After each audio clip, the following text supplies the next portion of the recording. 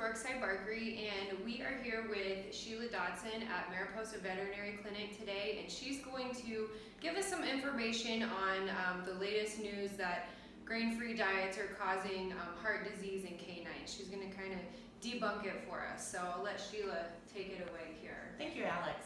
So first of all, the media frenzy is all about grain-free food causing heart disease in dogs. So it's kind of a misconception. There has been no research done on this. Instead, here are the facts. Taurine is an amino acid that is provided by meat from animal source proteins. So what that means is that you get taurine from animal muscle meat. You do not get it from grains or anything else. It is only provided in animal meat. So foods that are very high in grains and low in good quality meat are actually very low in taurine by nature. The recent media frenzy has led people to believe that grain-free foods contribute to taurine deficiency in dogs, but in actuality there's been no studies that indicate that to be true, and it seems reasonably that quite the opposite is probably likely more true. So one of the things we look at is taurine historically has never been identified as what we call an essential amino acid for dogs. So it's never been included in the dog food. Manufacturers have never added it in because they just assumed dogs didn't need to have it in their food. So very similarly, back in the late 1980s, they discovered that taurine deficiency in cats caused heart disease, among other things. And so then food manufacturers added taurine for cats. So now, since everyone believed dogs didn't need to have taurine, it was never addressed in the pet food industry. So recently, there's been some speculation that foods that have that are grain-free cause a taurine deficiency, when in actuality, I expect that it's just that we're starting to identify that taurine needs to be an essential amino acid for dogs in their diet. So I anticipate dog food manufacturers will do just like they did with cat food, and they will start to add taurine into dog foods, and that will take care of the problem.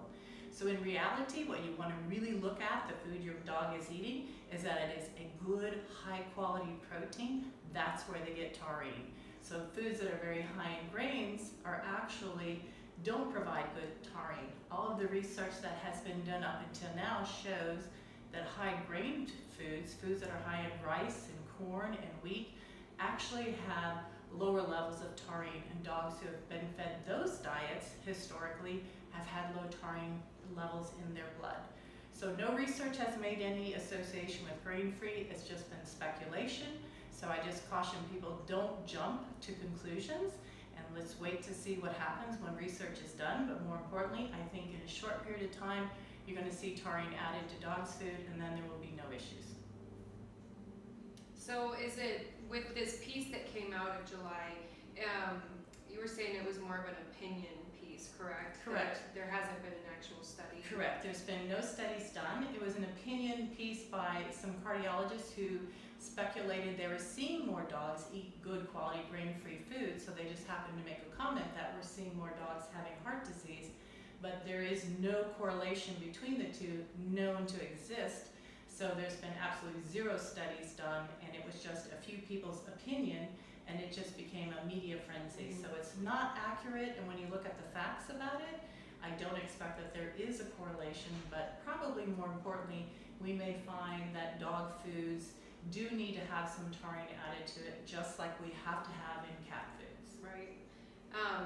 In the meantime, a really good way to do that would be to incorporate raw, correct? Actually, raw food is by far the best, because that has the best source of taurine for dogs or cats. So yeah, absolutely. So, and raw food without grains is even better. So yeah, it has nothing to do with lack of grains. It has to do with good quality raw food is by far the best. Right, right. And also feeding, if you're going to feed dry, a good quality dry as well. Absolutely. You want to look for foods that have good meat sources, and they don't have meals and different types of animal protein meal food. The research that has been done has actually been done with foods that are high in grains and have lower quality proteins, and what they're finding is those low protein foods are being taurine deficient because there's not a good source of taurine for the dogs or cats to eat. Right. And it's also important for them to get a full amino acid profile to rotate proteins as well. Absolutely. There are certain proteins that are lower naturally in taurine. So things like lamb maybe have a lower taurine, chicken maybe a higher taurine. So different proteins will give you different levels of taurine that's available. So yes, rotating those around will ensure that you can provide sufficient amounts of taurine naturally in the diet. Right. It's better for their gut, it's better for their overall health. So There is a blood test that can be done, and we do send that off to UC Davis in California that measures levels of taurine in the blood. And for those dogs who particularly have low levels of taurine, then they can be supplemented with taurine supplements. So you don't have to change off of a good quality food, but if they're currently eating a poor quality food, then you do want to feed them a food that is higher in good proteins and less of the fillers. And so that can be done either by a food change or to supplement them with taurine. all right, well Sheila, thank you so much for giving us some insight from a medical perspective on this and helping us and helping our customers with this new information that's been out on the market. So Absolutely. yeah, we really appreciate Sheila and everything that she does out here at Mariposa. If you guys need a great holistic vet, please come out and see her. Thanks. Thank you. Thank you.